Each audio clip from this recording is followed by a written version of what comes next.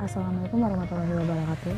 Perkenalkan, kami dari kelompok 6 yang beranggotakan yang pertama Ananda Sinta Kusuma Mukti NIM A1C019-024, yang kedua Lala Amalia Citra NIM A1C019-016, yang ketiga Isna Aulia Syahdiar NIM A1C019-024, yang keempat Viga Mahira NIM A1C019-028, yang kelima Lutfia Tanisa NIM A1F019-025, yang keenam Nabila Mutia Rizky NIM A1F019-028.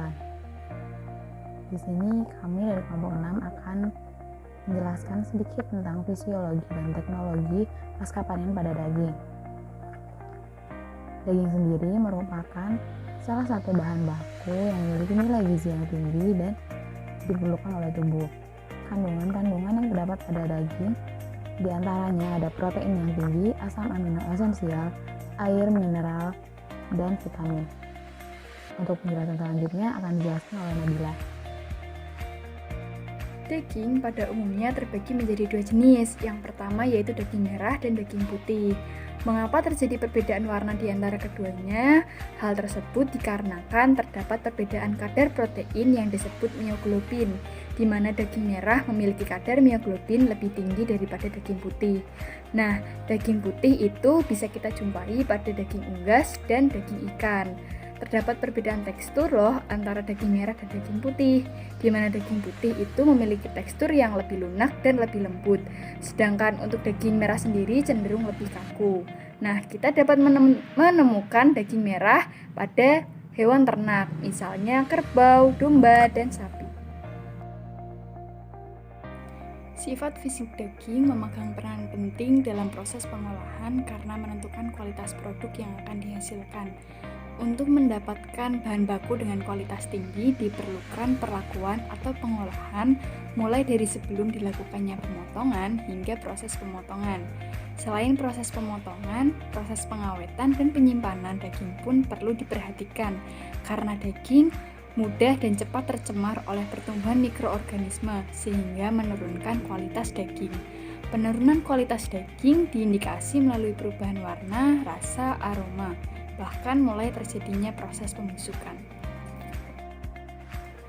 Aspek fisiologi merupakan aspek yang penting bagi proses sebelum maupun sesudah pengolahan bahan pangan.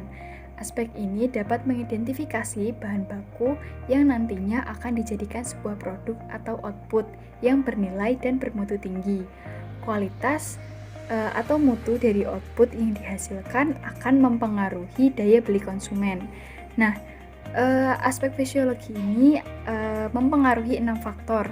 Yang pertama yaitu faktor mutu.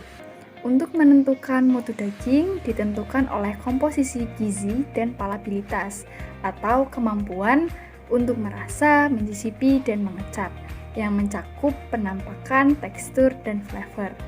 Secara visual, mutu daging itu dinilai dari warna, marbling, dan daya ikat air. Yang kedua yaitu keamanan. Dalam kasus real itu dimungkinkan pengiriman bahan baku hingga ke luar negeri, sehingga diperlukan penanganan khusus untuk daging agar sampai di tujuan dan masih memiliki kualitas tinggi, sehingga diperlukan daging dengan fisiologi yang bagus. Yang ketiga yaitu flavor. Senyawa pembentuk flavor daging yang utama yaitu komponen-komponen hasil pemecah protein, yaitu peptida dan asam amino, komponen aroma yang larut air dan gula reduksi, faktor AW atau aktivitas air, pH atau derajat keasaman, suhu, dan waktu pemanasan akan mempengaruhi intensitas komponen flavor daging masak yang dihasilkan. Yang keempat yaitu adalah keempukan. Keempukan daging sangat mempengaruhi persepsi konsumen dalam menilai mutu daging. Dengan menyimpan daging di refrigerator dengan suhu yang terkendali selama 2-4 minggu akan memberikan kesempatan pada enzim yang ada di dalam daging untuk memutus protein daging dan jaringan ikat sehingga daging menjadi lebih empuk. Yang kelima yaitu juiciness atau kesan juicy pada daging yang dipengaruhi oleh jumlah air yang dapat dipertahankan dan tetap berada di dalam daging setelah dimasak. Nah, Proses pelayuan dapat meningkatkan daya ikat air daging sehingga kesan juicy dapat ditingkatkan. Lalu yang terakhir yaitu aspek pelayuan. Untuk aspek pelayuan dan prosesnya akan dijelaskan oleh teman saya. Selanjutnya yaitu pelayuan. Pelayuan ini merupakan penanganan daging segar setelah penyembelihan dengan cara menggantung atau menyimpan selama waktu tertentu dan pada suhu di atas titik beku daging. Jadi sebelum melakukan proses pelayuan ini, sebelumnya daging melalui 3 fase yang setelah disembelih, yaitu fase pra-rigor, fase rigor mortis, dan fase post-rigor. Yang pertama, fase pra-rigor merupakan fase di mana daging bertekstur lentur karena daya ikat airnya atau water holding capacity-nya itu masih relatif tinggi. Pada fase ini pH daging berkisar 7,2 sampai 7,5. Lama fase ini yaitu 8 sampai 12 jam.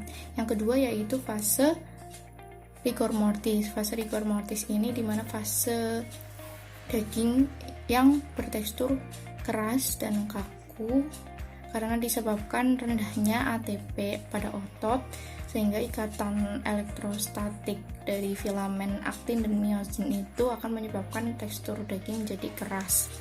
Nah, fase ini dipengaruhi oleh masa penyimpanan dan lama fasenya adalah 5 sampai 20 jam. Yang selanjutnya adalah fase post-rigor. Fase post-rigor ini dimana daging akan kembali bertekstur lunak karena WHC-nya itu akan meningkat dikarenakan penurunan suhu dan pengaktifan enzim katepsin yang dapat melonggarkan serat-serat otot.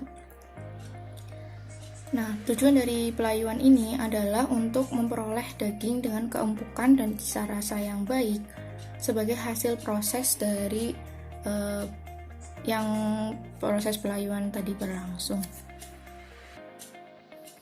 Selanjutnya yaitu juiciness. Juiciness ini adalah pemberian kesan juicy pada daging yang dipengaruhi oleh jumlah air yang dapat dipertahankan daging setelah proses pemasakan. Jadi juiciness ini berkaitan dengan daya ikat air atau water holding capacity atau WHC. Jadi daya ikat air ini adalah kemampuan daging untuk tetap mempertahankan air bebasnya setelah melalui proses tekanan dari luar, misalkan seperti proses pemanasan, penggilingan, atau bahkan pengepresan. Pelayuan yang dilakukan pada daging seperti yang tadi saya telah jelaskan akan meningkatkan daya ikat air sehingga kesan juicy-nya itu pun akan meningkat. Namun apabila daging ini melalui proses pemanasan, maka protein yang ada di dalam daging akan mengalami denaturasi sehingga kemampuan untuk mengikat airnya pun akan menurun sehingga kesan juicy-nya akan berkurang. Yang selanjutnya yaitu flavor. Flavor daging ini dihasilkan dari kombinasi komponen-komponen yang menstimulasi reseptor penciuman serta rasa. Jadi flavor ini tidak hanya pada rasa, namun juga ada aroma dan tekstur yang ada pada daging. Untuk flavor daging ini sendiri dihasilkan dari pemecahan-pemecahan protein berupa peptida dan asam amino serta komponen-komponen aroma yang larut dalam air dan gula reduksi.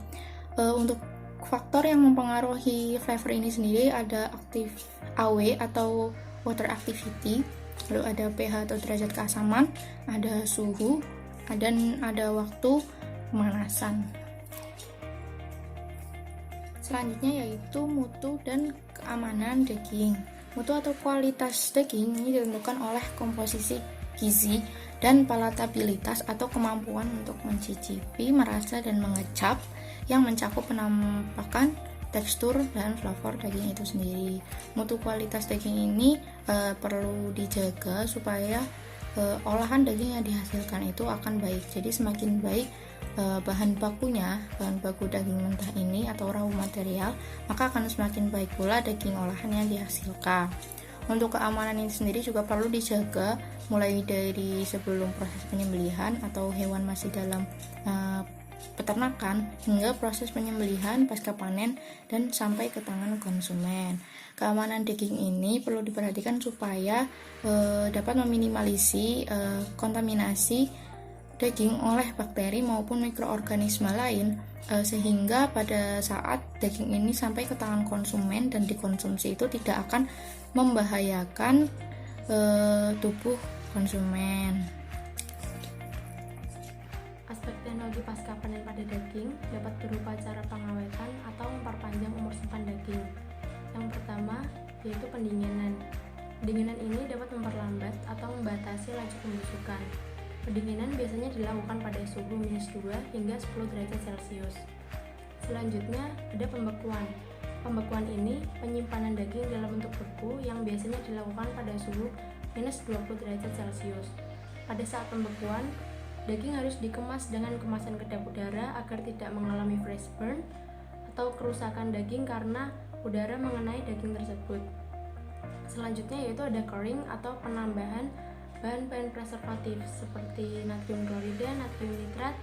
Tujuan dari hal ini yaitu untuk mengeluarkan cairan yang ada pada daging. Selanjutnya yaitu ada pengasapan.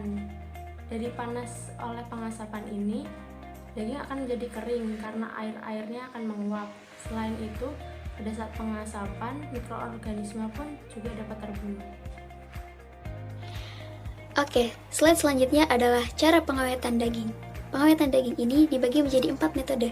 Yang pertama, proses termal, yang kedua, pengkalengan, yang ketiga, dehidrasi, dan yang keempat adalah iradiasi. Yang pertama, proses termal. Proses termal adalah metode yang digunakan untuk membunuh mikroorganisme pembusuk dan membunuh mikroorganisme toksigenik di dalam daging.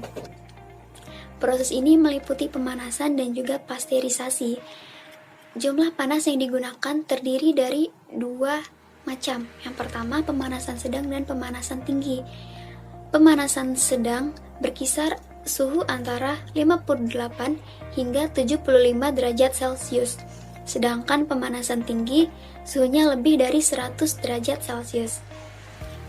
Tujuan utama dari proses termal ini ialah untuk memperpanjang daya awet produk pangan agar tidak mudah rusak dan dapat meningkatkan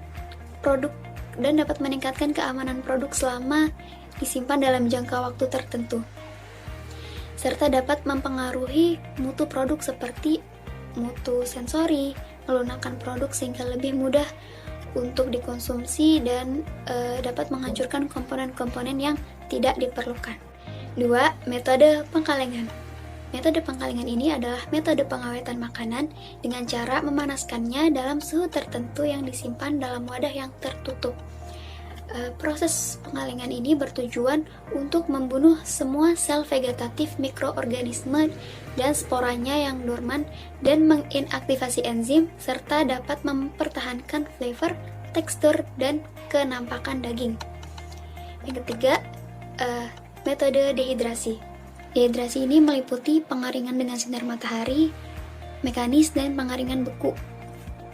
Pengeringan dengan udara panas banyak dilakukan pada produk daging giling dengan kadar air sekitar 5 hingga 6%. Faktor yang mempengaruhi kualitasnya ialah temperatur, ukuran partikel, dan gerakan udara panas. Sedangkan pada proses pengeringan beku menghasilkan daging kering dengan kadar air kurang dari 2%. Proses pengeringan ini dilakukan dalam ruang vakum dengan tekanan vakum 1 hingga 1,5 mm merkuri pada temperatur flat 45 derajat Celcius. Kemudian yang terakhir ada iradiasi. Penggunaan iradiasi ini bertujuan untuk meningkatkan daya simpan, memperbaiki mutu pangan, dan menjaga kehigienisan bahan pangan. Kekeliruan dalam iradiasi menyebabkan bahan pangan mengalami kerusakan, sehingga menimbulkan kerugian bagi konsumennya. Terjadinya iradiasi bahan pangan ini menimbulkan berbagai proses fisika dan kimia. Di antaranya dapat menghambat sintesa DNA sel hidup mikroba. Penghambatan sintesa DNA pada mikroba inilah yang melengkapi tujuan teknologi iradiasi, yaitu membunuh mikroba serangga merusak sel bakteri dengan gelombang elektromagnetik. Yang selanjutnya adalah cara pengawetan daging. Cara pengawetan daging dibagi menjadi 3, yaitu proses kimia, proses hidrostatis, dan proses tekanan hidrodinamik. Proses kimia menggunakan pengawetan antimikroba yang dapat mencegah pertumbuhan mikroba dan menghambat pembusukan. Untuk proses yang selanjutnya adalah proses hidrostatis. HPP yaitu metode pengawetan dengan tekanan tinggi, sehingga dapat menurunkan pertumbuhan sel bakteri. Proses yang terakhir adalah proses tekanan hidrodinamik. HDP yaitu metode pengawetan dengan konsep shocking waves dari dalam air. Dengan kombinasi pH rendah, maka akan mampu menghambat pertumbuhan bakteri patogen. Jadi dari materi yang kami sampaikan dapat disimpulkan bahwa kualitas daging dapat dipengaruhi oleh beberapa hal, di antaranya proses peternakan, proses pemotongan, proses pasca pemotongan, proses penyimpanan, hingga proses pendistribusian sampai ke konsumen. Ada beberapa teknologi yang dapat digunakan dalam proses pengawetan daging, yaitu diantaranya pendinginan, pembekuan, curing, pengasapan, proses termal, pengalengan, proses kimia, dehidrasi, iradiasi, HDP oleh tekanan hidrodinamis, dan HPP oleh tekanan hidrostatis. Sekian penjelasan dari kelompok 6, kurang lebihnya mohon maaf. Semoga bermanfaat bagi para pembaca maupun pendengar. Terima kasih. Wassalamualaikum warahmatullahi wabarakatuh.